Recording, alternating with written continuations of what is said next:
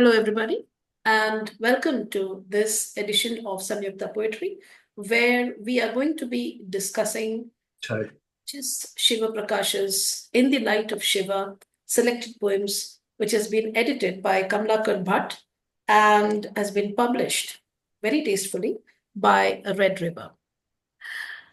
And to speak about this book, I have come across a lot of books in the course of my discussions, but this is quite different in the sense that it presents a compendium and the trajectory of the life of an individual, the kind of forces that he has gone through, the sort of force that he himself is, his belief systems, and it also presents a very interesting view of the way that the world has decoded him, attempted to study him, know him, and understand him. It is at once a work of literature. It is also at the same time a sense of, I would say, a tribute that some very ardent students have offered their teacher. It is also a way that we look at history through poetry. And for me, one of the highlights of this book has been the way that many stories, myths, belief systems have all flown in and not only created a kind of a distinct entity of their own, but at the same time, they have managed to also be melded into the contemporary. H.S. Shivaprakash, as you all know, is a legend, someone who is well known in the world of literature, someone who has straddled the worlds of drama as well as poetry, criticism, a person who is very difficult to emulate, let alone understand. And one of the impressions that I have got when I read him and I read about him is that this is an individual who lives very intensely, whose passion for life has engineered and generated his poetry. Because you don't come with these kind of credentials and have a rather staid attitude to life, because he retired as a professor of theatre and performance studies at JNU. And he's a celebrated poet and playwright, winner of the Sahitya Academy Award, winner of the Sangeet Natak Academy Award as well. And he has been on the editorial board of the Indian Literature of the Sahitya Academy and has left a distinct mark on everything that he has done and said. And I have had the occasion to meet him quite recently, and I was completely taken up by the verve and the wit that he employed in talking about the kind of times that we live in at this point. And I realized that when I went back and read articles about him and the kind of stance that he has taken, that this is an individual who is extremely resolute, who believes in calling a spade and is unapologetic about it, has been willing to face of that. So in his poems, I have come across an intense desire to live, to talk about life, and to not forget the various lines and trajectories that have led us across our lifetimes. And to speak more about this, we also have the editor of this particular volume. We have Kamalakar Bhat. Welcome. Yeah. And Kamalakar Bhat is a bilingual writer, translator, and English professor who has 3 collections of poetry to his name in Kannada. And he is also a translator. And joining him in translating some of these works has been Manu Devadevan, who is a professor of history at the Indian Institute of Technology in Mandi, and who has published nearly over a dozen books including prehistory of Hinduism and the early medieval origins of India, and who's also a student of Shivaprakash sir. And Sonia, your voice is breaking. I'm sorry.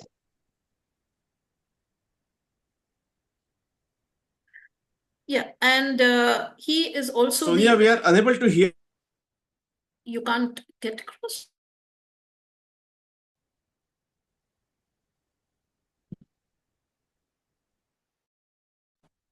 Am I back? Am I back again? Can you hear me now? Yes. Yes. Yeah. Yes. Okay. Yes. Right. I was just telling you, I mean, I was about to mention that Manu Devadevan is the recipient of the Infosys Prize in Humanities for the year 2019. We also have with us Shri Udayan Vajpayee, who is a renowned Indian poet, short story writer, essayist, and translator, who's had publications.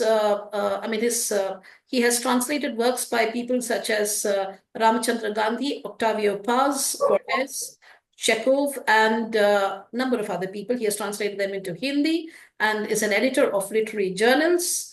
And he has won awards such as the Krishna Baldev Ved Award and the Raza Foundation Award.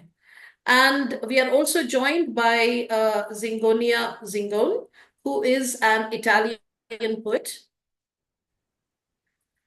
And she is a novelist and translator who's known for her works in Italian and Spanish. And she discusses the themes of identity, exile, and human emotions. And her translations have been between Spanish and Italian, and her writing is characterized by a lyrical intensity and philosophical depth. So we are very interested in what you would like to say with regard to In the Light of Shiva. So now I would request Kamalakar Bhat to talk about the genesis of this book and how it all came about.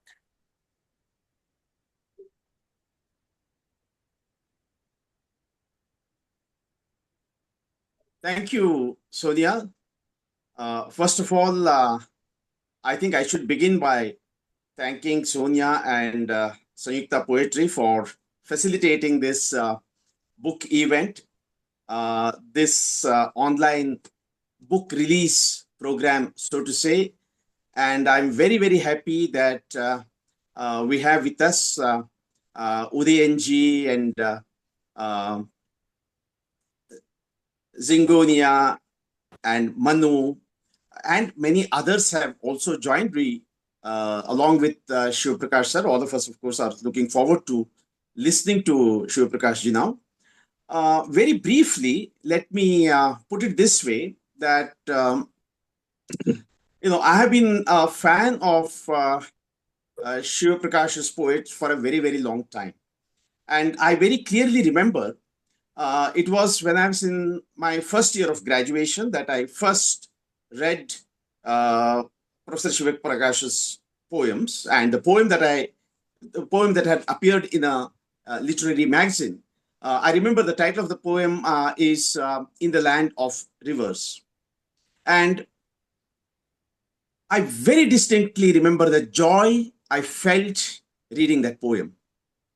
And ever since, I have been trying to share this joy with lots of people. I remember, getting my classmates to read with me Shivaprakash's poetry, getting together in my room and reading whatever poems we could lay our hands on. It has been many times this experience I've experienced. However many times I've read his poems, every time I have felt this utter joy of reading him. Of course, I'm not talking about, a trivial kind of joy. It is not some kind of titillation or some kind of time pass pleasure. Joy in the classical sense, I would say, something that creates rasa, something that gives us an intellectual and serious pleasure of learning, thinking, and responding, being responsive, so to say.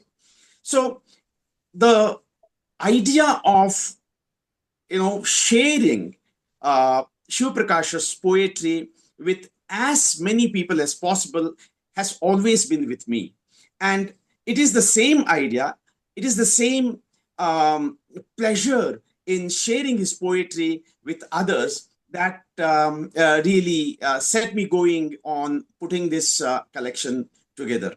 I am so grateful to Shivaprakash for giving me the permission to bring out this collection, and to Divya Jyoti Sharma and Red River for for taking on the responsibility, this very, very difficult responsibility. Of course, the result is this fantastic, this beautiful book, which is so beautifully produced by Red River. We are also grateful to Raza Foundation for their support in bringing this out. Now, one or two other points I would like to make, going further, which is that Shivaprakash's poet, to me, is very, very important for many reasons. I will mention one or two reasons that I find as compelling. I think Shivaprakash's poetry demonstrates what public discourses are really about. It is in his poetry, his poetry is not the Shivaprakash, in his poetry is not Shivaprakash the person, not a Karnataka, Kannada person or an Indian person, leave alone, somebody from this caste or that class or whatever identity. In his choice of subjects, in his style, tone and ideas, Shivaprakash in his poetry is a universal speaker. He speaks on behalf of all of us, and his poetry comes across as the voice of humanity. The level of impersonality in his poetry is noteworthy. Another dimension of this is the way his poetry engages with diversity. Even if we make a simple list of the personalities or ideas, the places that his poems present, we will see that in terms of every kind of sociological and historical categories, they are very diverse. So Shivaprakash's poetry is very public in the sense also that it is not tied to any single identity category. And one more is that his poetry is not a poetry of statement. Shivaprakash is not a poet of statement or prosaic assertions. He's not a poet of slogans. His poems combine form and content seamlessly. In his poems, meaning does not become a big hat on a small head, or form doesn't become an effort at hiding the sense. There is a great synthesis of form and content. There is the poem says what it says, not as a statement or speech or a slogan or a philosophy, but as a poem.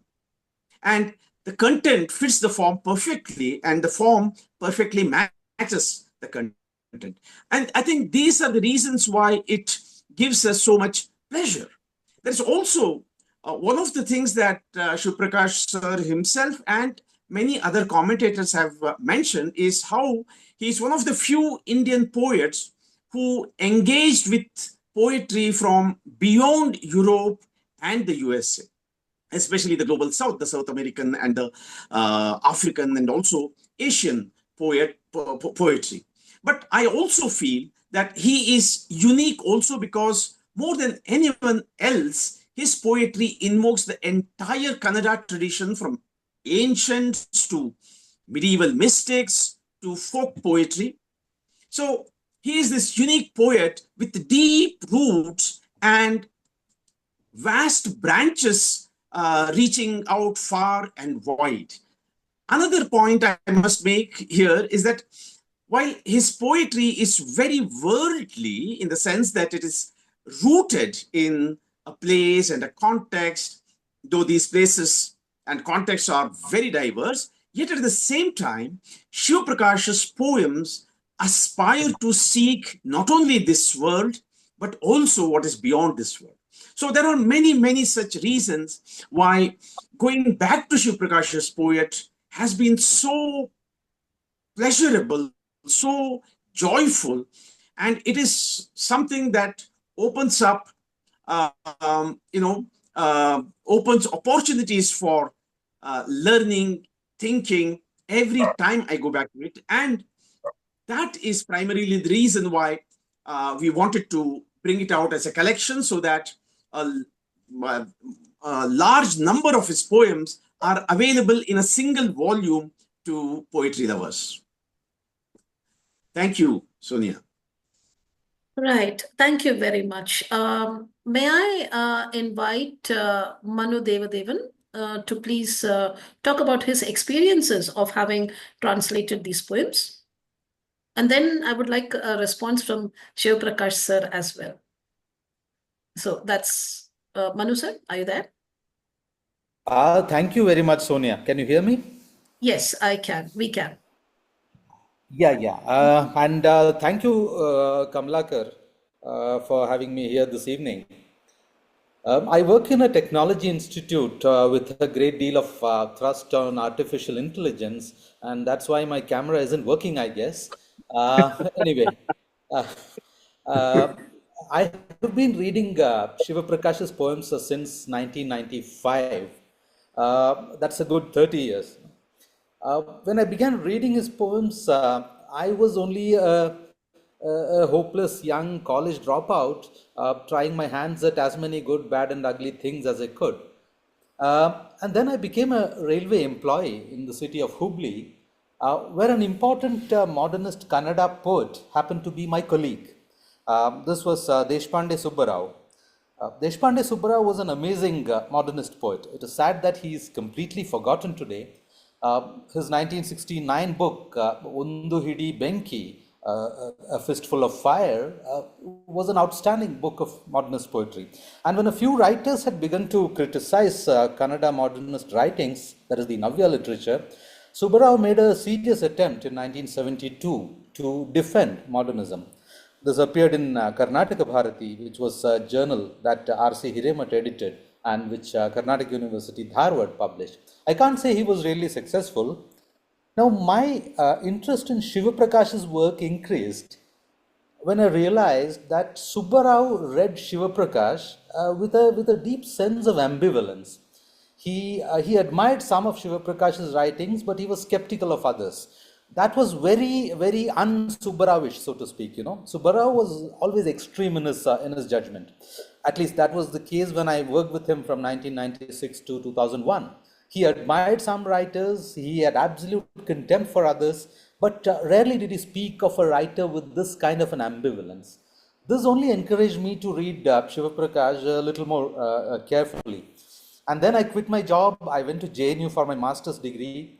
Here, Shivaprakash became my teacher, both a teacher in the classroom, and unlike most other teachers in the classroom who are generally incapable of teaching, Shivaprakash was different, I must say. And he was also a real teacher, even outside the classroom, because from him, I learned much about a distinct way of living, I must say, a unique approach to life, where there was rationalism, where there was justice, spirituality, where there was history, where there was sexuality, renunciation, a childlike sense of wonder, and whatnot. And these were not ideas that one carried in the head, or these were not were not something that one cherished with passion. These were lived realities. Shivaprakash taught me how not to compromise ethics for aesthetics and vice versa. And he taught me how to write poetry. Until I met him, my poems were merely figments of imagination, I must say. They had no reference in the real world. In fact, I was not writing poetry. I was only imitating Adrian Rich, Shivaprakash himself, Balachandran Chollikad, Kedarnath Singh, Kathleen Rain, Ramakant Rath, who passed away yesterday.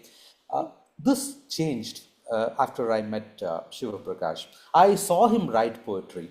And I realized that all his poems sprang from an immediate experience, from a very specific, a very clearly identifiable experience. I noticed that this gentleman could turn anything into poetry. He could turn anything into poetry. There is an ant crawling on the floor, it becomes the theme of a poem. There is a sea of men wearing trousers, and in between there is an old man wrapped in dhoti. It becomes a theme for a poem. There is a peacock sitting on the fence behind his apartment in JNU, as some of you might know. JNU is full of, one finds peacocks all the time in JNU. So there's one peacock sitting on the fence near his house, and he has a guest, the Marathi poet Chandrakant Patil, who rushes to his room to fetch his camera. So when he's back with the camera, the peacock is gone. This becomes the theme of a poem. Shivaprakash has a toothache. It becomes a poem. Shivaprakash loses his wallet one day. It becomes a poem. So one day in July 2004, he came home visiting in Bangalore, and my mother prepared him a sumptuous meal for lunch. The next morning, he wrote a poem about my mother.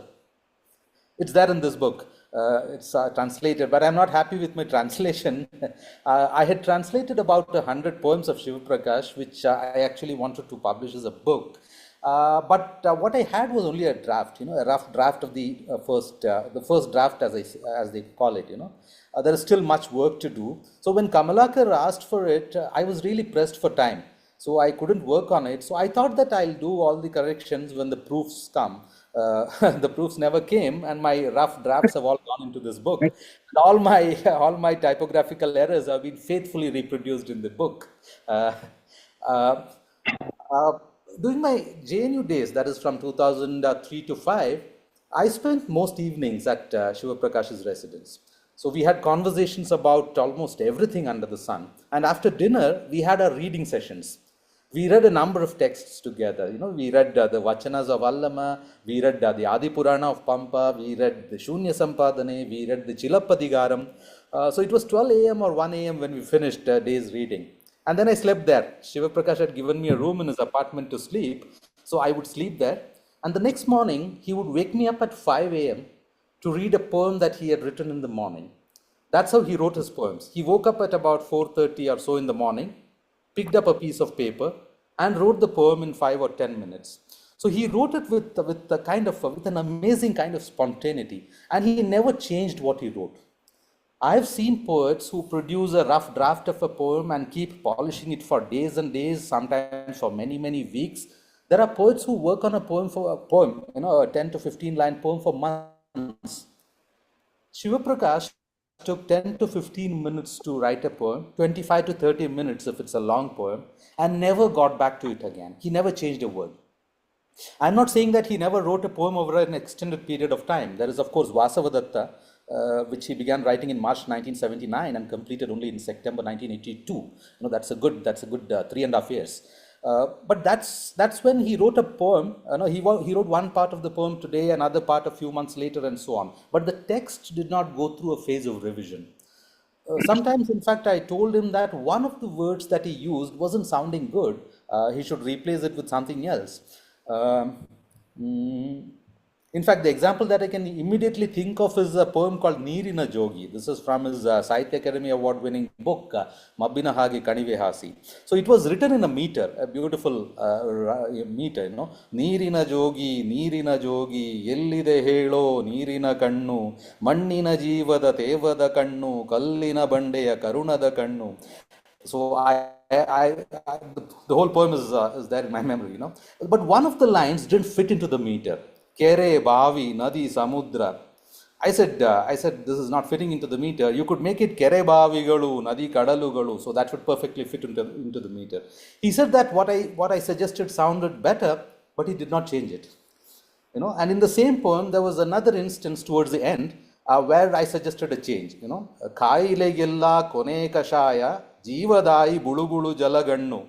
I said there is Jivadai in the second line. So if he changes Kashaya to Dawai, that will be a much greater effect because of the rhyme, Khai Legilla, Kade Dawai, Jivadai, Bulu Bulu Jalagannu. And he said Dawai works better, but he did not change what he wrote. So in effect, Shivaprakash was leaving behind an archive of the immediate word. an archive of the immediate word. As a poet, a word has appeared in his mind, and the fact that it has appeared in his mind spontaneously makes it important. So there should be no polishing of a poem to make it look or sound better. That is his methodology, I must say. So if you were to ask me to describe Shivaprakash's poetry in a single phrase, I would of course refuse to do it because there are things that one cannot simply capture in a word or a phrase or a sentence. But if you insist, then I would say that Shivaprakash's poetry is a kind of archive of the immediate word.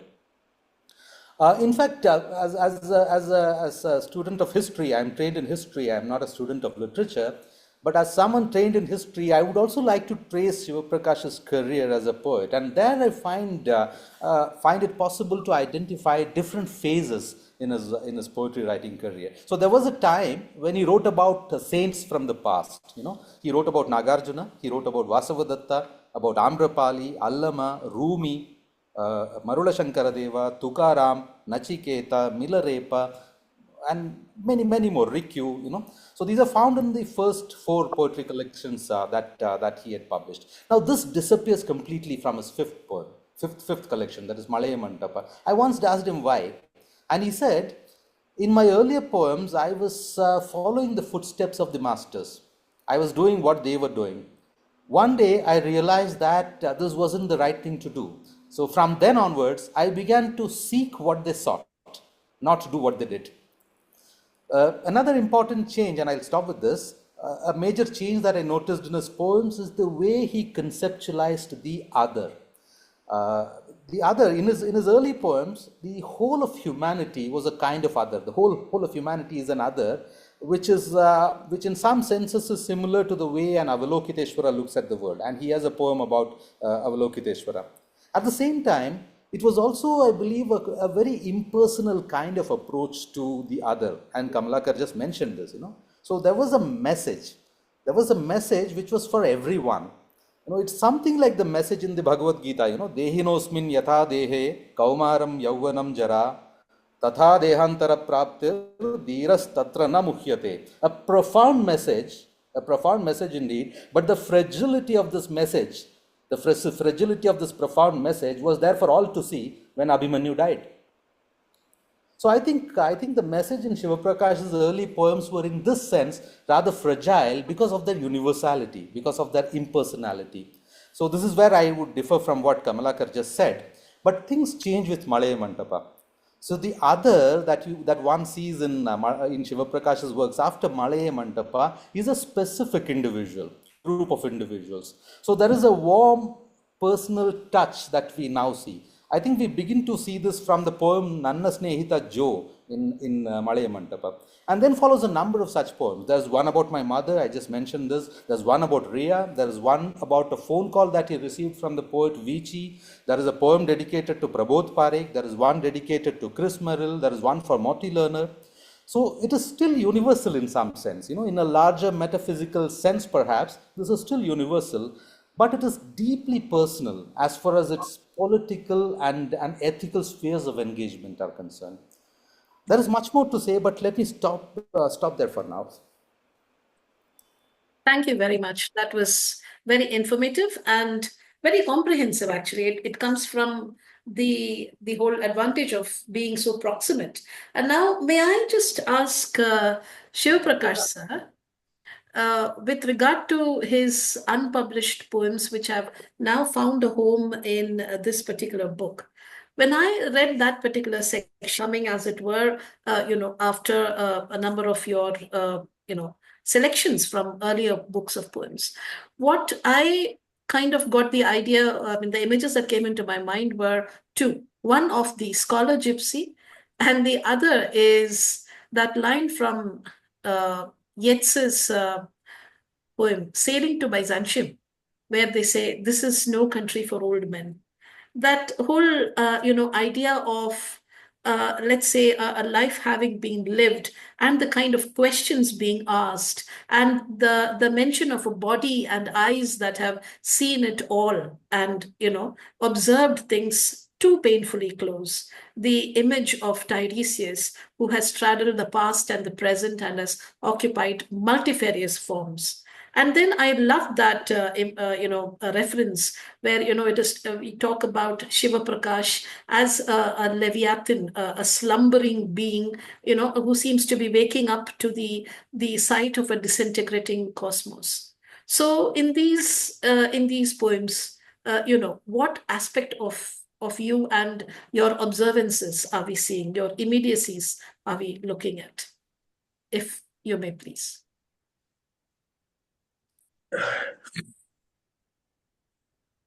I'm very deeply humbled by what Kamalakar and Manu Devadevan said. I have written a lot of poetry. My original book of collected poems runs to about 1,000 pages now.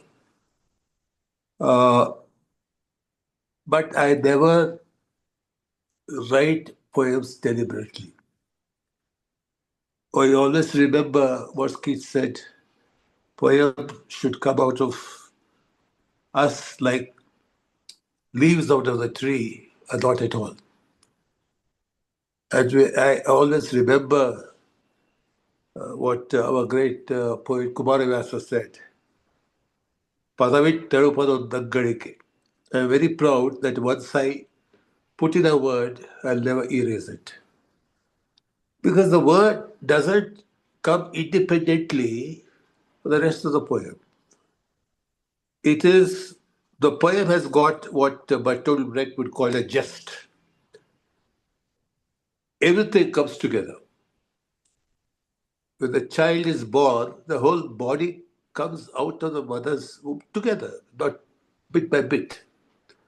So I've had this conviction, so I don't rewrite my poems as some great poets have done. For example, poets like Keats and T.S. Eliot, some critics have done thorough studies of the different drafts uh, of the poems and why they made those changes and so on. But it doesn't mean that there is no work involved. I don't work on paper, I work in my mind. For example, Manu Devadevan talked about Vasavadatta. The writing of that poem was delayed for 5 years because I couldn't get one word. I was waiting for one word, which was a very common word. But I didn't know that word would uh, fit into that poem. Till then, I didn't complete it. I know the right plays also. For example, my play, The Bride, by the way, I do in Kannada, which is also available in English translation. It was a small, short, very brief tribal tale uh, of the Toda, of Todas of Nilgiri. What the bridegroom has to give the bride price to the girl is to his fiancée, and according to the custom, it is the skull of a newly slain man. On the day of his marriage, he doesn't get any man to slay, so he gets a girl, he kills her, and takes her skull and takes it to as a bride price. But it so happens that it is the skull of the bride he was going to be married to. So this, when I listened to the story, I felt shattered. This is telling this two-line, three-line liner was telling the history of mankind. So I wanted to turn it into a play, and it took me almost 12 years to do that. So sometimes I do a lot of work inside, not only at the conscious level, sometimes at the subconscious level also. I when it all uh, kind of coalesced, when all the pieces got together. At that time, I was in the guest house of Iowa University. One night, it was heavy rains and thunders, and I was living in a room which was surrounded by prairies, huge, grasslands, and suddenly everything. When I heard that thunder, everything got, all of the pieces came together. So that's my process. And I don't look back what I wrote 20 years ago. Uh, Ernest Hemingway said, for a good writer, every book is a new start. I also believe for a good poet, every poem is a new start. I don't want to repeat what I've done in the past. Uh, and as Manu Devadevan pointed out very insightfully, I moved from history to the present. These days, people talk about poetry being should have contemporary relevance. I don't believe in the word contemporary. I believe in present. Something that is ancient, for example, a play by Sophocles is more present to me than a play by Girish Karnad or Chandrasekhar Kambar. Why? So I ask myself. So the poem should be present. It has to be immediate. It should be palpable to me. And about my recent poems, I started traveling to Europe and other countries extensively some 15, 20 years ago. And then when I met many friends there, I developed deep friendships with them. I wanted to write for them. I was in Japan for a couple of months and I wanted to write for them. So the link language was English, so I also started writing in English. And then I became bilingual. I was militantly a very Kannada writer, but later I discovered that I can write English poems where I can where I can uh, inscribe the Kannada idiom into the diction and syntax of the English language. So these days, sometimes I don't know whether the poem was originally written in Kannada or English. When I write in Kannada, immediately translate to English. When I write it in English, immediately translate it into Kannada. Sometimes they sound better in English, sometimes they sound better in Kannada. And in fact, in the last 6, 7 years, four of my volumes of poems have come out in English, and two were published by my friend Rei Berroa from Mumbai, and one by some publisher in the US, and now. So this is the fourth book. They also have a whole book of haikus in English, which I wrote simultaneously in English and Kannada. That's published independently, and those poems have gone into other volumes also. Uh, so uh, Kamalakar wanted some of my unpublished poems to go into this. I didn't mind it uh, because I know that for instance, I've not written anything for the last 6 months because my health has not been very good. And one thing I noticed is that as I now see the function of the poem is to capture the beauty of the evanescence. I was a Buddhist for some time. I almost I decided to become a Buddhist monk. I did intense Buddhist meditation and so on. Buddha says that evanescence is anicca, is the source of dukkha, but I feel that evanescence is the source of joy.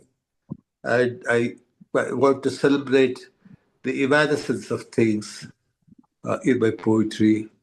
How, as William Blake said, to show the world in a grain of sand and heaven in a wildflower. Uh, I think that's what I'm trying to do in my recent poems. Let me stop here. So, could we have you read a poem from this book? Any poem? Okay.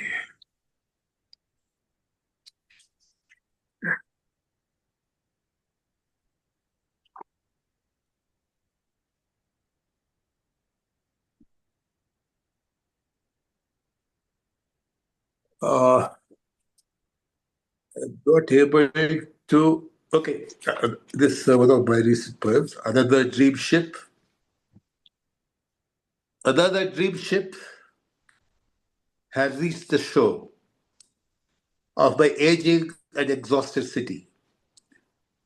The welcome carpet, bright and golden, unrolls for me, and me alone, flanked on either side by light clad mantra deities, ready with a garland of flowers to sing, "Welcome, Shivaprakash, your inheritors from far off shores, full of light and fragrance, are waiting eagerly for your advent.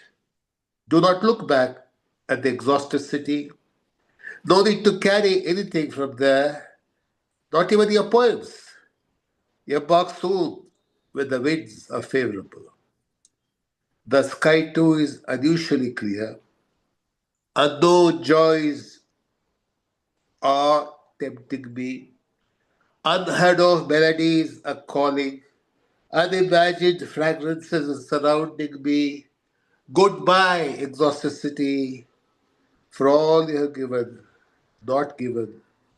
When I start walking towards the golden ship, I hear the aggrieved voice of the nun, pro- protagonist of my play, The Bride, that I wrote in my exile. Do not go till I reach my destination, the temple of the Buddha of compassion. I have already retraced my steps. Goodbye, golden step. That voice is drawing me harder than all the promised joys of the far off land of my inheritors. That's very moving, and that's one of the poems that made me think of the journey to Ithaca, and which I think Uh, yes, yeah, it's certainly Kevefi is a very big influence on me. Constituted Kevefi is a very big influence. yes. So, I have been talking to people who know you as well, and one of the most potent recollections came from A.J. Thomas, who has also, I think, published this article in the Scroll, where, he talks about how you would call him up and, read out the poems that you have written. And it was a stormy night, and, you were reciting. Oh Prana Shakti Devi. And he said, he felt like he had seen Shiva himself with his tresses flowing and so on. And another poet called Pratibha has mentioned about the effect that your poem Samagara Bhimava, which is, I think, translated here as Bhimava of the Tanner caste, has on the, reading public and the listening public. So, how exactly is it that you make that kind of a very potent connection between a certain collective consciousness and the contemporary? How do you do that? See, T.S. Eliot once said that he writes for the invisible reader. So I don't intend to address any particular audience. But when I write, the whole world is within me. And for example, when I wrote about the untouchable woman, Samagara Bhimava, she is introjected, Samagara Bhimava. When I write about the courtesan Vasavadatta, she is there in me. So I never deliberately write for any person or audience. But whenever something stirs me very deeply, it comes out in the form of a poem. In any state of consciousness, sometimes, of course, when I'm deep asleep without sleep, in sushupti, dreamless sleep, I can't write. And that's many poems which I've composed in my dreams. And as soon as I wake up, with dim light, I try to copy it down. And so uh, it it's a kind of medium writing most often. And of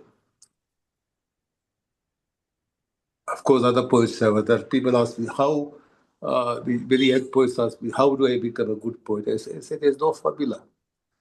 Because I asked my Guru Gopal Krishna Digag, the great modern poet, how to write good poetry. He said, if somebody tells you how to write a good poem, don't listen to him. There are no methods, there are no formulae. You have to find your own. And that's what I've been doing. Thank you very much, sir. And now I would like to ask Udayan Vajpayee his experiences of having been with Shivaprakash sir as well as on his poetry, and if he could read something from the book as well, if you could. I'll start by saying that I think I know Shivaprakash for, I think now for 40 years. Yes. I mean, we met as very young people, and Shivaprakash was a lanky, tall, gentleman, and he came with his poetry to my city, Bhopal, and we were part of a meet of young writers. And Shivaprakash came, and he was usually, I remember him seeing in this very wonderful art center, Bharat Bhavan, in certain corners, he was standing with his wife those days, and then when he read his poem, particularly the one that I remember still stuck in my mind, is the poem that he wrote on Samstaprish.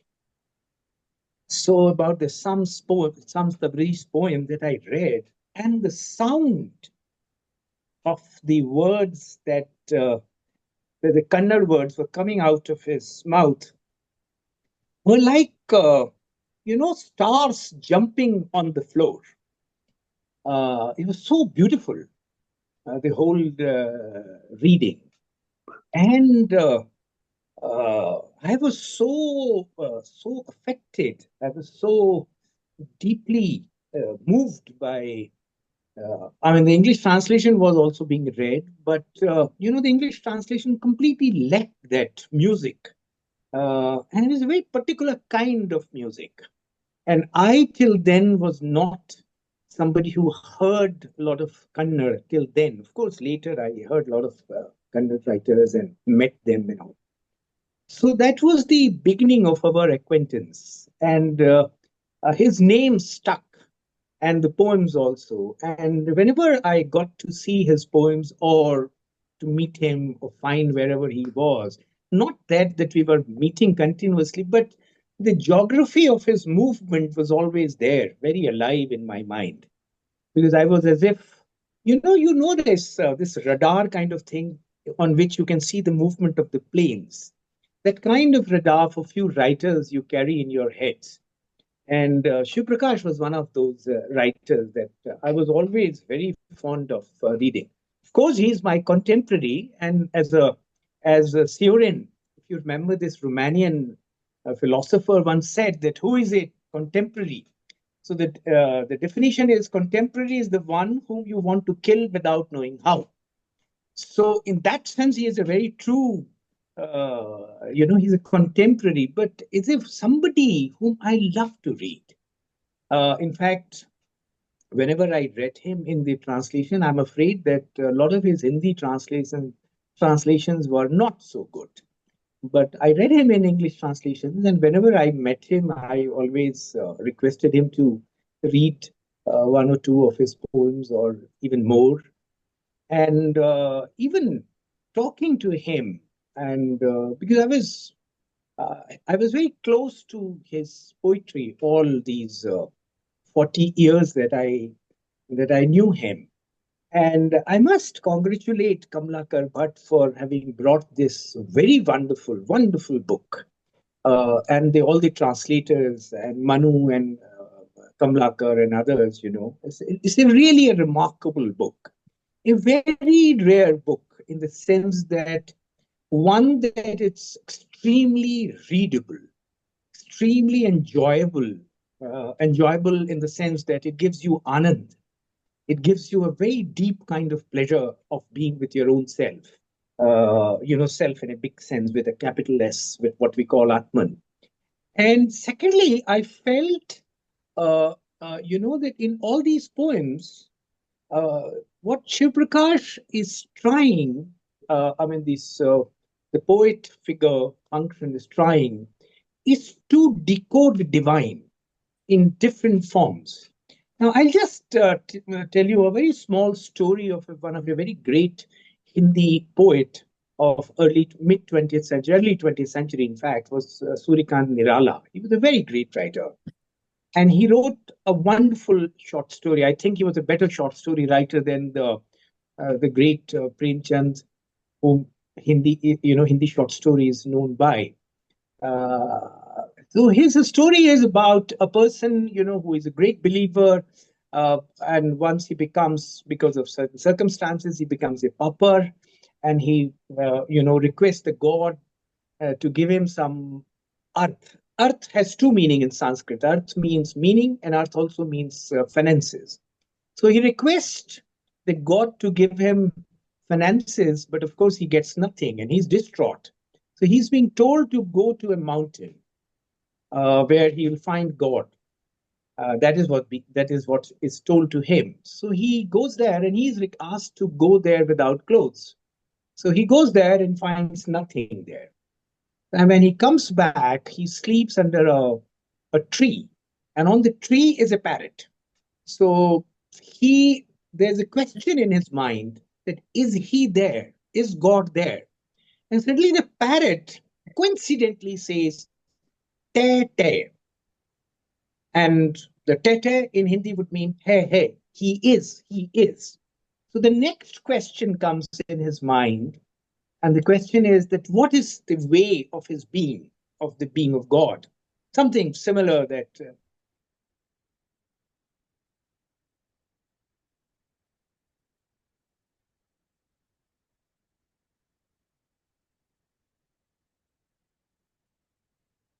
if you analyze this word, it means it's a compound word. So it means wondrous is the code of.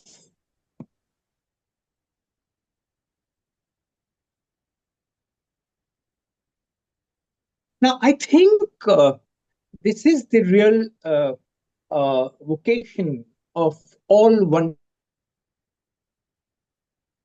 wonderful writers of the decode the divine in everything they come across. So I, for example, don't find any dichotomy between his writing about or around the bhakti poets or around those very great historical or mythological characters, or writing about this slice of bread. Because in both of these, what Shivaprakash is trying to do is, to my understanding, is to decode the divine for himself and for us. And in fact, inviting us to go into that journey of decoding, of experiencing the divine in everyday life, in in the in that effervescence, in this transientness of the time that flows, in us and around us. And number two, uh, that there's the pagan cultures like India. I mean, I'm afraid that it is gradually losing its pagan character. But I mean, the all pagan traditions. In all pagan traditions, the Shringar, the erotic, is a very important figure in the we call rasa, the Shringal rasa, but it's an erotic ras. And ras means very simple. Ras means when you start experiencing the universal emotion in your own emotion. That's what Abhinav Gupta said. That, I mean, there's a great Sanskrit scholar, saint, I would say, the great thinker, philosopher. He said, when your own emotions, when you start experiencing the universal emotion in your own emotion, you become everybody then. At that point, you become you individual self gets shed off, and you experience yourself as one with the universal. So Shringar, in that sense, is a very particular rasa, where uh, because the sexuality on which the Shringar is based, Rati, uh, is present in all animals and plants, and its sexuality is there in all living beings. So when you experience Shringar, you become one with the nature. You feel continuum with the nature. Now, this Shringar, therefore, is a very important rasa. I think around majority of the folk poems and even the Sanskrit literature or other literatures also, Sangam literature too, that Agam literature, which is much more than the other, kind of Sangam literature, which is, I just don't remember the other name. Anyway, so most of our poems were Shringar, erotic in a very sublimated sense. And Shivaprakash, I think, comes in that great tradition of a poetry which decenters the human beings, which does not allow the homocentricity to become part of our, ego, like most of the other traditions, non-pagan traditions, believe in that the entire universe actually is formed for a man, for a human being, which is absolutely a lie. But traditionally, in our bhakti poetry or other poetry also, we have continuously decentered the human, and we therefore became the biocentric or cosmocentric civilization. And Shiv Prakash, I think, falls in that great tradition, of uh, where the homocentricity is continuously challenged. And another thing is that Shangar, the erotic, is a scale. It starts from the worship, the bhakti, up to Vatsalya. And in between, you have this erotic, the love. So this whole scale is Shringar. There's a lot of debates on Shringar, but I, for one, understand that this is a scale. Now, I think for Shiv Prakash poetry, the Shiv Prakash poetry works on all this entire scale from poetry, bhakti poetry, up to Vatsalya. Like this poem that you referred to, Bhimavva. This is a great poem of Vatsalya, the love of a child and the mother. Of course, that was a yogi who became the child. So that whole scale in Shiv Prakash poem is illuminated. He is Vatsalya and erotic love, and the other side of the worship, because the bhakti also means the word, if you see that word carefully, bhakti means participation. When you participate in divine, that is what bhakti is. And therefore, there's no idea of holy in this tradition, because holy presumes a distance between the worshipper and the worshipped. In this tradition, you participate in the divine. That is what is bhakti. So I think the Shiv Prakash poems, in various ways, work on this very important, the king of the rasas, which is called Shringar. Of course, there are other poems also. I'm not denying that, but the core of his poems are even a poem like Shiva Parvati, this very long, wonderful poem, which actually, if I may say so, it is far superior poem than the poem of the same name by a very dear poet of mine, this Octavio Paz. I think this is much more sensuous, and much more, full of that erotic. And then it's very close to what Kalidas in Kumar Sambha is trying to do. It is in that tradition where the Shringar leading to bhakti, that's a worship, and coming back and all that. So I think, and last point, if I have not taken already too much of time, the last point is that the way that Shivaprakash told the way he writes and doesn't change. I think one of the reasons that too is a very traditional thing. In Natya Shastra, there comes a word which is called Manu Dharma, which, if you translate, would mean elaboration. So, in these traditions, multiple traditions that Indians have, the central issue is that we elaborate. So we don't structure, because poetry is an attempt to find truth. What I said, decoding the divine. So when you are, trying to find the truth or the divine, then you have to take multiple ways of arriving at that. So you don't structure it as a definite beginning and a definite end, which I think even Shivaprakash poems don't have that structure. They have a beautiful form.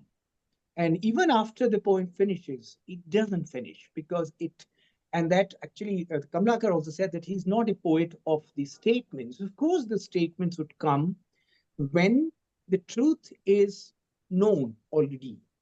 Then you engage into, then you attempt to say these things in the statement. But his poems are endless search of the divine in the language, in his own life, in our lives, in that sense. Thanks. Thank you very much. In fact, now I will go to Zingonia, and may I request everybody to keep a poem that you would like to read of from In the Light of I Shiva. haven't read the poem.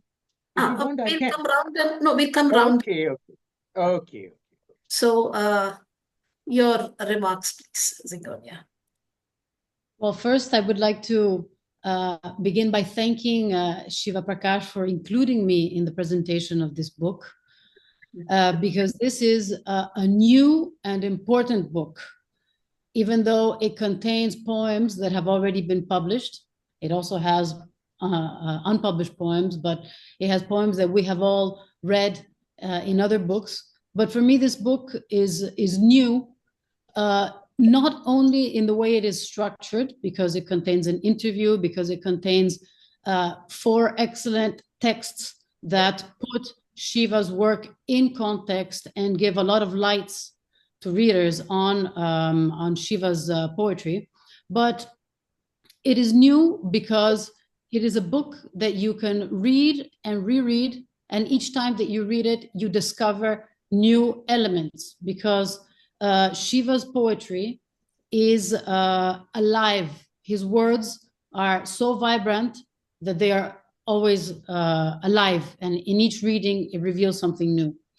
So for me, it's an honor and a privilege to say a few words on this book, because Shiva for me is not only a scholar, an intellectual, a writer, an extremely relevant author in contemporary Kannada poetry, but also in the international poetic scene, but also a true friend, because he is always guided by altruistic and humane thoughts, words and actions. So I consider Shiva a true brother in the most noble sense of the word. And the same way as he is brother to me, I know that he is brother to all of mankind. And that is what comes across in his poems.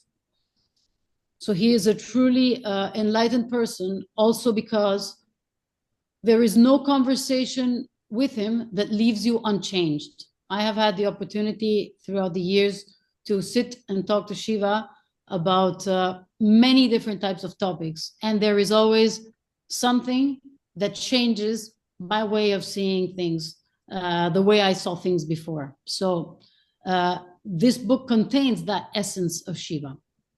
I met Shiva more than 15 years ago in Rome, when he was invited by the University La Sapienza to deliver a speech, a conference on South Indian medieval devotional poetry.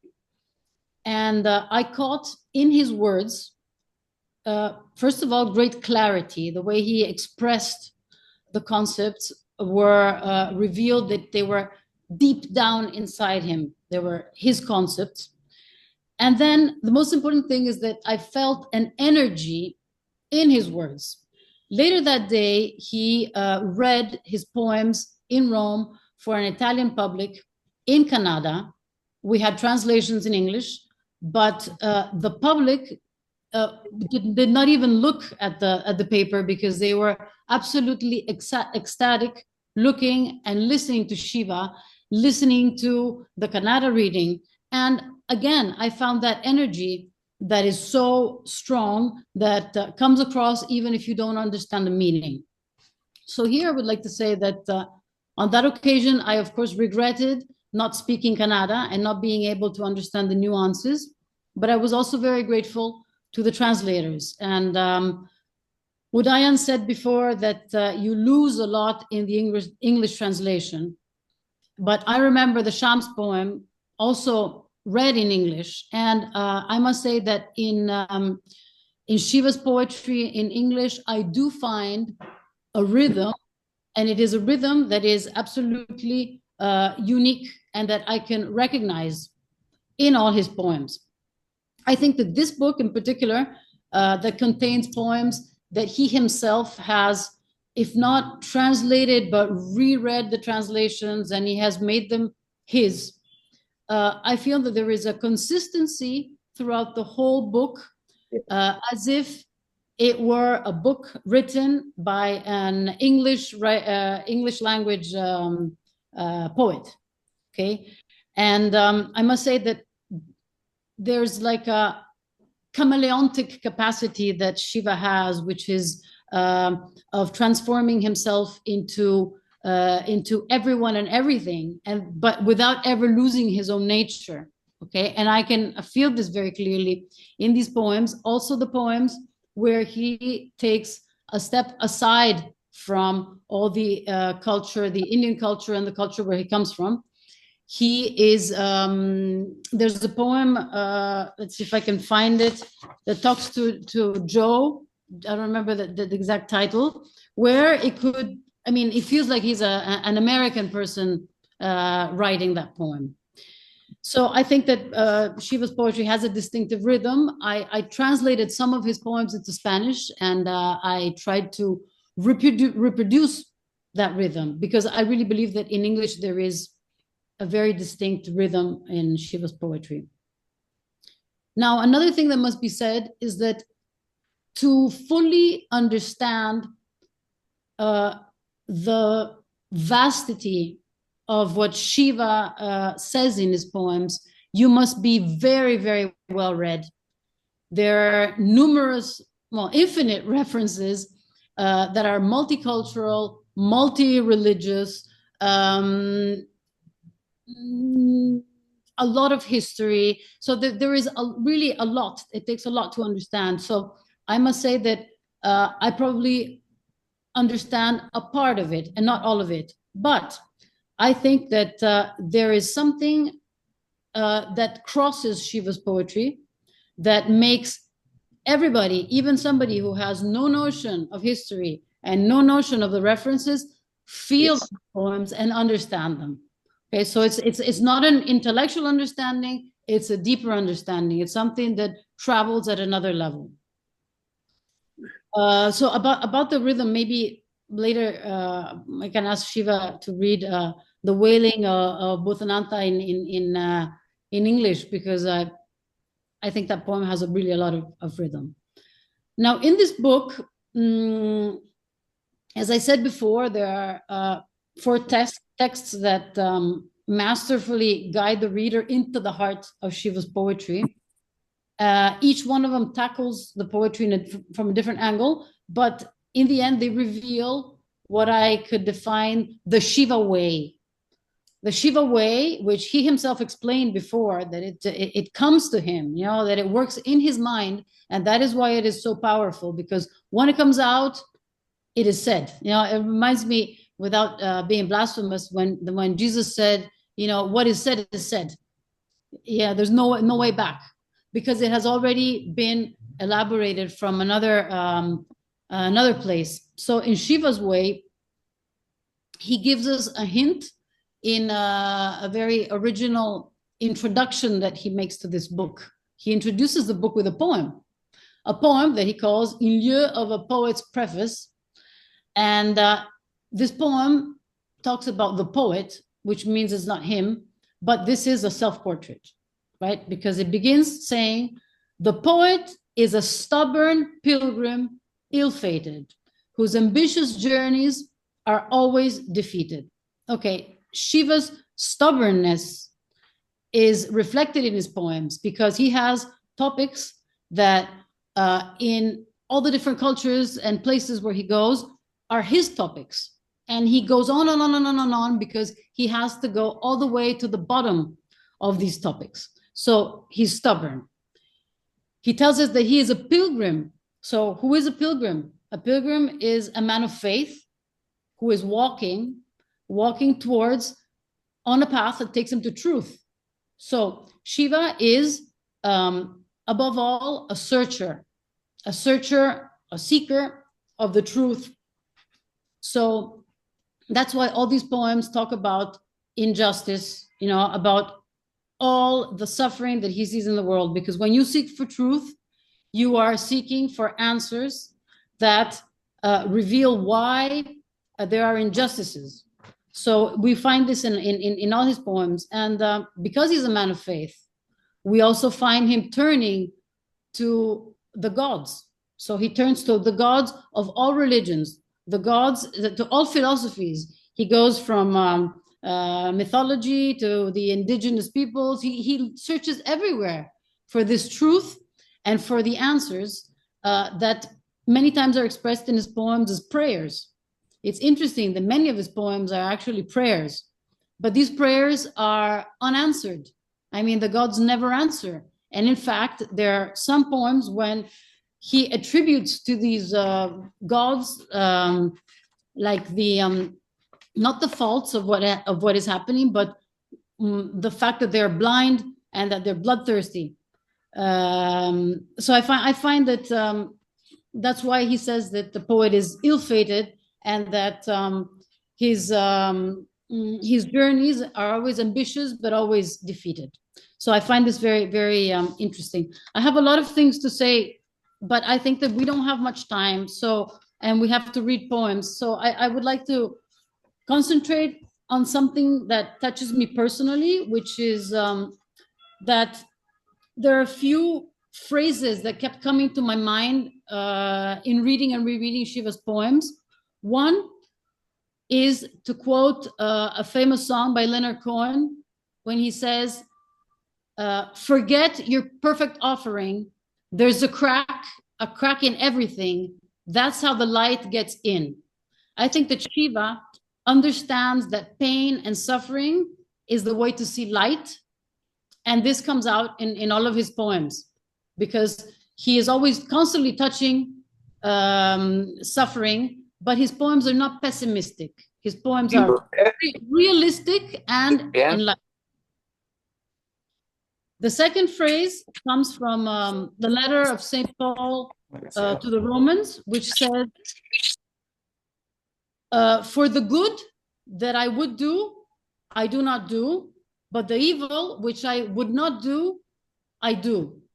So I find it all. When I would do good, evil is present in me. Okay, so Shiva, there's a poem. The poem is what a bhikkhu in the Mauryan Empire said. That there are two verses that say, our war is not against foes outside, but against the only enemy inside us. Okay, so here we have this pilgrim, this poet, that is searching in the world through the word, okay, because he is a poet, that's his nature. And he finds that we fight and fight, but the true enemy is within us. So that's when Shiva goes always deeper and deeper and deeper and deeper, and finds that the solution to all is love. In fact, like Dante Alighieri says that love is the force that moves the sun and all the other stars. This comes out in Shiva's poems very much. Third element, I find that, like in the Song of Songs, which is the love poem, well, most famous love poem in the world, you have the woman and the man, and then you have the soul and God. In many of Shiva's poems, you have that there is a feminine aspect, which is the soul, the spiritual part, that is relating to the invisible. Okay, so in the relationship to God. So I found some parallels with the Song of Songs, with more than one of Shiva's poems. And then I don't like to make parallels between poets, because I believe that what each poet leaves or gives to humanity is precisely his uniqueness. But I do believe that there are some coincidences or confluences in the way we feel and we feel, live, and thus the way we write. Okay, because Shiva is mostly an observer and a listener. The fact that he can write poems that portray with great detail scenes that other people don't even see, they pass by but they don't see, means that he's a real listener and observer. And I find that there's a similarity between Shiva's work and Ernesto Cardenal's work. Ernesto Cardenal is a poet from Nicaragua who was engaged, an engaged poet during the revolution in Nicaragua. He fought against injustice, and so his poetry speaks about injustice, but his poetry is a cosmic poetry, a poetry that goes into that which Shiva calls hidden in the nuclei of atoms. Okay, that force, which is God, which is infused in everything. And Cardenal has his cosmic canticle and his last two poems. One is called On Earth as It Is in Heaven and We Are Stardust. And I find elements of these in the poem Baghdad, a Prayer. Okay, and echoes in other poems by Shiva. Obviously, these are confluences and not influences, because the time when Shiva wrote his poems coincides with the time when Ernesto Cardenal wrote these other poems, the last poems, Urayan, the ones that the last poems that I'm talking about. And then Neruda, of course. Neruda is another poet that I could feel that there's a strong affinity with Shiva, because of that erotic, palpable aspect of Shiva's poetry. Neruda is a poet that has a very, all the senses come alive through his poetry. And I believe that same thing happens with Shiva. Also, in his Canto General, Neruda attempts to reconcile the modern post-colonial world with the ancestors, right? And as he goes to the heights of Machu Picchu, which is the name of one of his poems, he moves from despair and confusion to enlightenment, to light. So Shiva does something which is more interesting. He turns it around.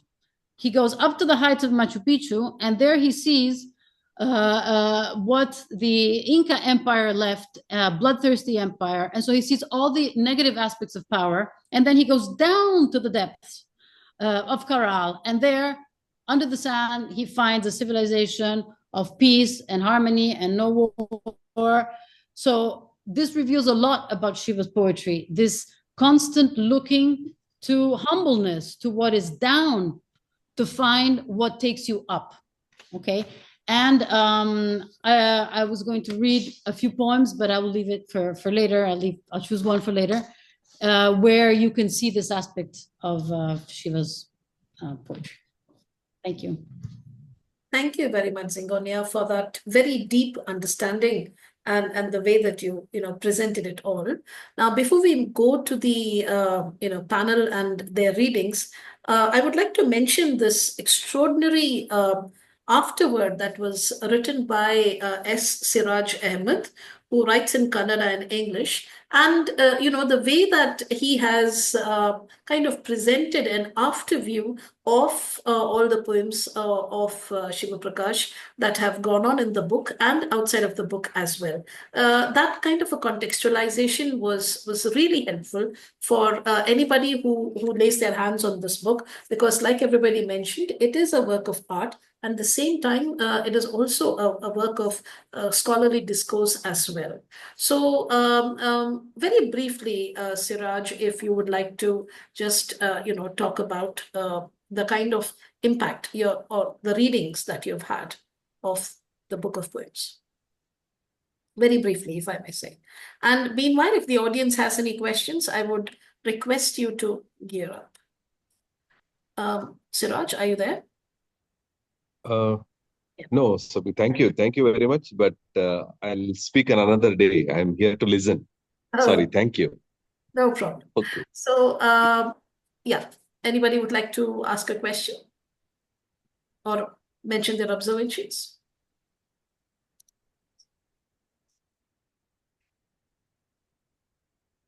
Yes, Sonia, if time permits, very briefly. Very briefly, sure.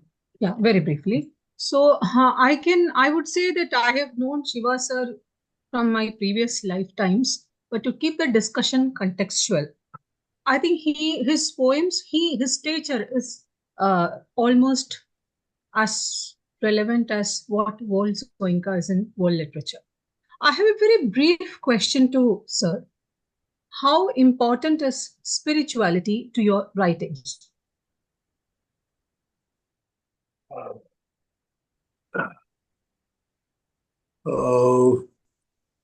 I don't try to be spiritual, but I think poetry, when it gets very intense, it transforms itself into the spiritual. This is what I find in our rich tradition of bhakti poetry and siddha poetry.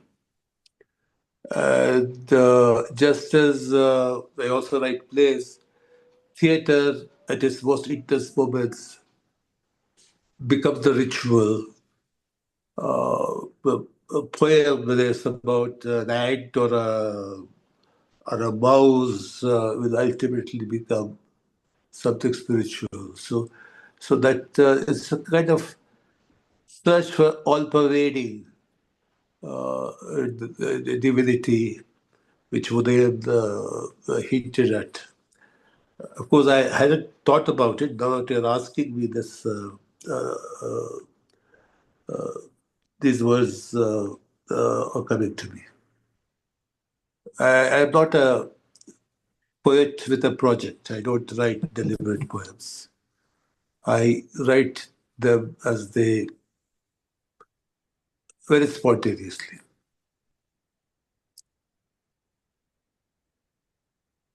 Sir, actually, there was one thing I needed to ask you. You said you were waiting for one particular word before writing Vasvadatta. So, what was that word? That word is Kolli. And Kolli in Kannada, it means a torch, burning torch. And also Baibi.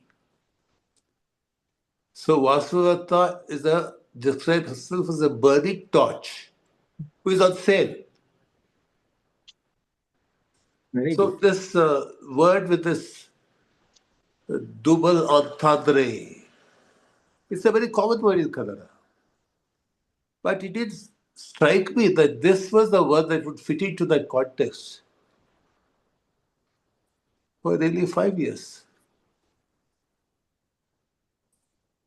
I see. That's That's nice to know.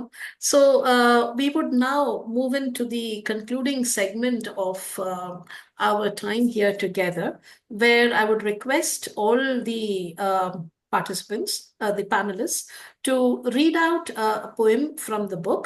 But beforehand, if you could announce the title and the page number, we'll be able to screen it on, on the screen. And I would request Shivaprakash sir to read last. And when the last line of your poem is read, we will end the meeting. So, this is essentially how we say thank you and goodbye at Samyukta. So, I will just start by just reading the last lines of Siraj's introduction. Afterward, because he said he will speak later, God willing, at some time. It says, talks about the ways, the precarities that have infected our society and the world at large. And he says, this has posed a great threat to cultural coexistence, continuity, and the shared lives of communities. In such grave times, one tends to ask what poetry can do for our lives. What can literature bring to our wrecked lives? It should help us to relive our memories, revitalize our communitarian experiences, and rejoin the broken cogs of belief systems. Shivaprakash's poetry is ceaselessly engaged in this task, and I couldn't agree more. The more I listen to Shivaprakash, read Shivaprakash, and listen to what this esteemed panel has to say, I get the impression of a teacher, an instructor, a poet, a person who has something to say and says it with the full conviction and the range of experiences and the people that he has met along the way. And for me, I think that is pure poetry at its purest. Because, like Zingonia also mentioned, there is genuine depth. Now, we have talked a lot about the musicality of the original and how possibly it might have gone missing in English. But if at all that has happened, I feel that it has been more than compensated by the sheer power of the words in the languages that it has been translated. So that means the original is that compelling that when it is translated, it uses the most forceful, the most illuminating of words in the final target language. So I congratulate the translators, and I congratulate Kamalakar Bhat and Red River Poetry Publishing for having brought out such a strong and, I would say, a very focused kind of a work. It's a work with a clear mandate. So thank you for that. And now I would move on to Kamalakar Bhat and ask him to read.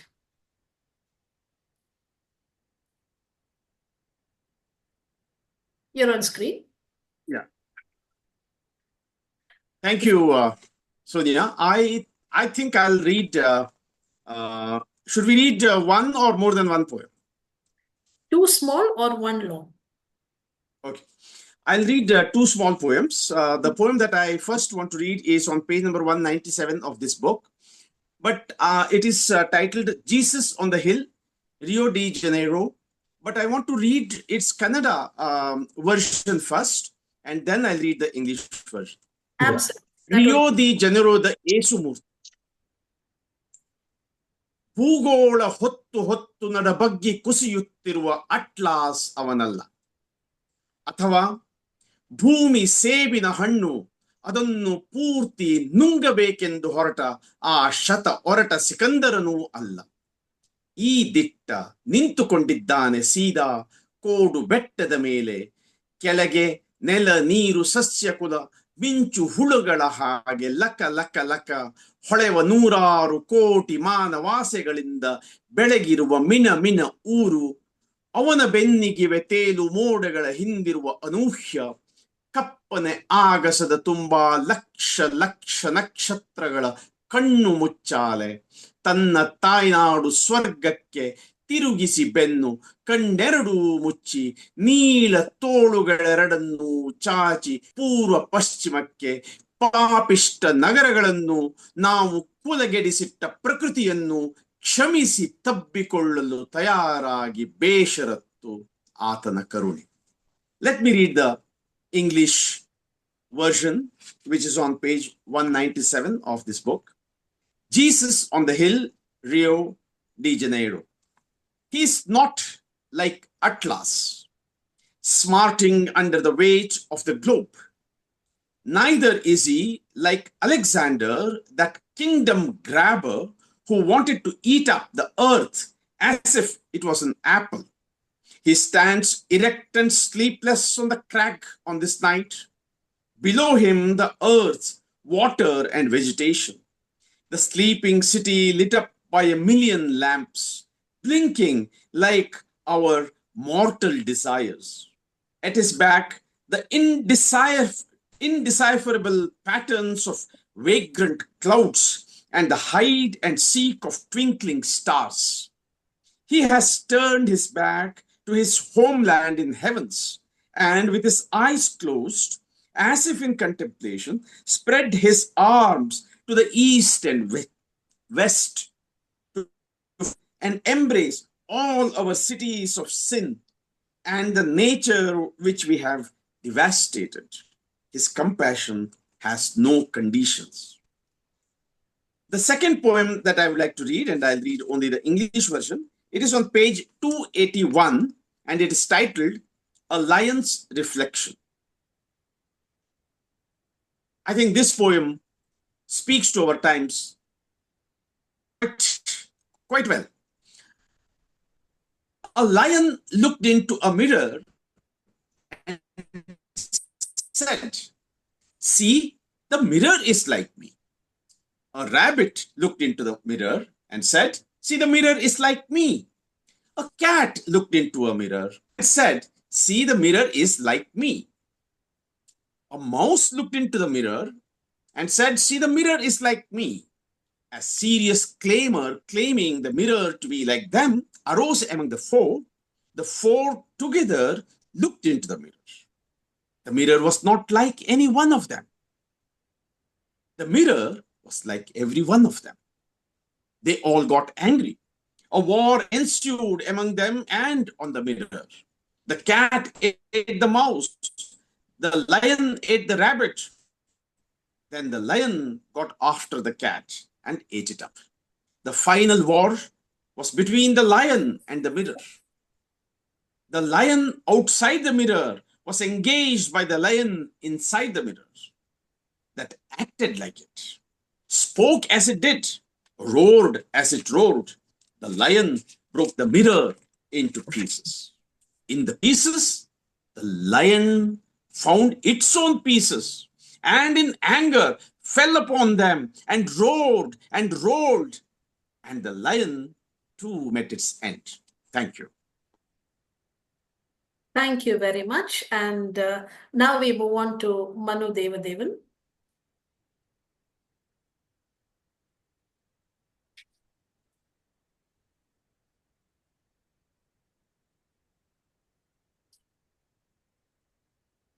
Manu, sir.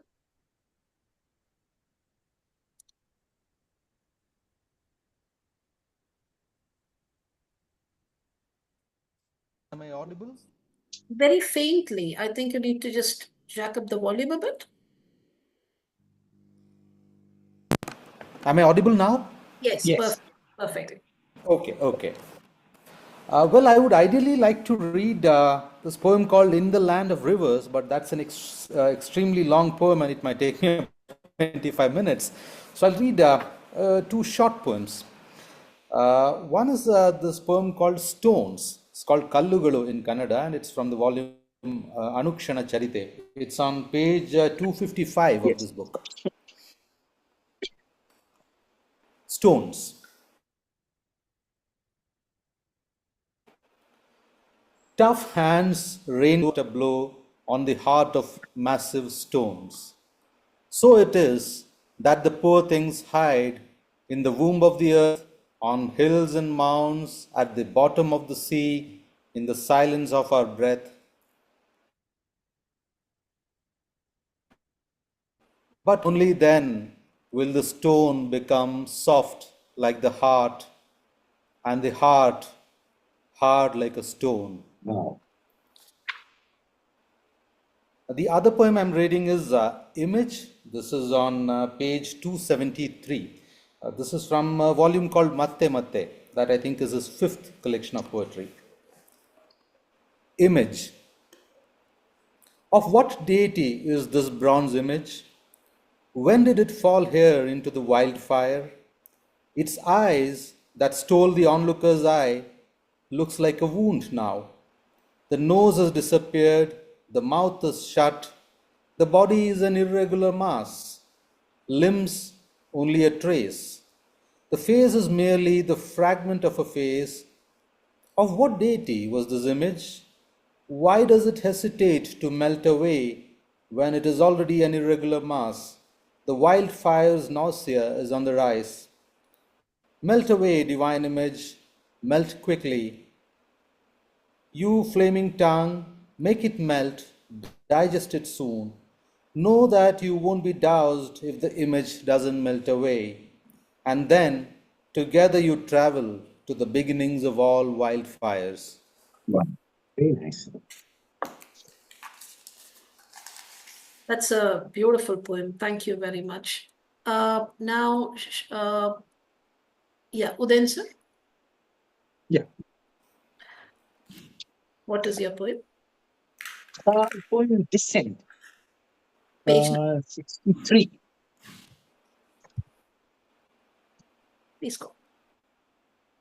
Descent from the heights of those eternally burning stars, from twin bright prisons of the sun and moon, from the daydreams of drifting clouds, from the proud peaks of lofty mountains. Descend from whichever direction you like, from east or west, from north or south. Descend further down, below the railway tracks, below the bottom of tombs, further below, below the floors of rivers and oceans. Come down further below, into the earth's womb. Lie down on its floor, sleep and dream, dream and see all that has happened from the moment of creation till this moment. Reflect on every single thing, correcting every crime, remove every curse. Go, stop the earthquake over there. Come, stop the bloodshed here. Let rains pour on this famine struck land. Let the sun shine bright in this mist filled valley. Let compassion flow from the murderer's eyes. Let the condemned know that he too is free. I see it all happening in my primordial dream, correcting every crime, removing every curse. Thanks. Thank you very much. Zingonia? Okay, so let me say that my first choice was Jesus on the Hill, and the second choice was Descend. So here I go. This is an important poem because it's to Fatima, a mother on Mother's Day. Yes. I don't have the book, so I don't know the page number. That's but okay. I think it's very, very relevant because the mother is present everywhere. In the whole book, we have this mother. Okay. Today is Mother's Day. Remembering our mothers dismembered by our fathers, drowning them and ourselves in tears of gratitude. It is not just that we need to do. Let me not celebrate the tragic self-sacrifice of my mother, who for my sake wore herself out, swallowing quietly ever new tortures, which my male father inflicted, drinking like medicine the daily dose of endless chores, burning herself and all her desires out like firewood and coal, in bathroom and kitchen, till she became a heap of ashes, which the cruel wind of premature death carried away. Let me condemn myself for being the cause of all that, and do this penance. Let me start mothering my own body, so dear to mother. Let me become a mother to myself. Let me fondle my battered heart, give my breast milk, which she could not give me. To this poem, I am bearing without conceiving, to honor my mother who bore me. Let me become a mother to the world I never bore.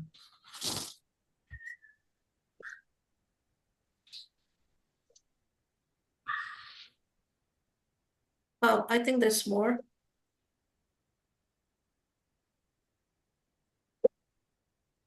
You are There on not like, if you want to look there. You're on mute. Yeah. I'm sorry, but okay. You are not like me who never can conceive, Fatima, but like my mother, you conceived 2 children, nurtured them in the world oppressed by a male husband. Your children now are on their own and can mother themselves. Like my mother, you never mothered your own self, which the orphaned world made into an orphan. Become now your own mother, and to the orphaned world. Mothers too need mothering. Today is Mother's Day, the day we bury the ugly history of fathers being only males and mothers being only vulnerable women. Where would be mothers on Mother's Day if all mothers had only celebrated their mothers and forgotten their sick babies? Thank you. Thank you very much. And now we move on to Shivaprakash, sir. So you can read, and when you're done, we'll end the meeting. Yeah, I'm going to read 2 poems. One of the recurrent themes in my poems are the cities. I think of the first Kannada poet who spent his childhood in the city. Most of my ancestors were from villages. One poem is to my city of birth, Bangalore. It's called An Old City Poem. I wrote it long ago and recently translated that into English because the finance secretary of the Bangalore Corporation wanted a poem as a prelude to his speech. I said, I have one poem on Bangalore. It will come in handy for you. So I translated this. So Bangalore is the city of flowers. Oh, city of flowers, tell me, how are your toilets? Oh, garden city, tell me, how are your hospitals? Oh, city of justice, city of faith, tell me, how are your prisons? Oh, city of speed, city of sickness, tell me, how are all your hearts? Oh, today's children, oh, tomorrow's citizens of city of flowers, city of gardens, toilets and hospitals, prisons and hearts, these are your foundations. How are your foundations? First poem. Second is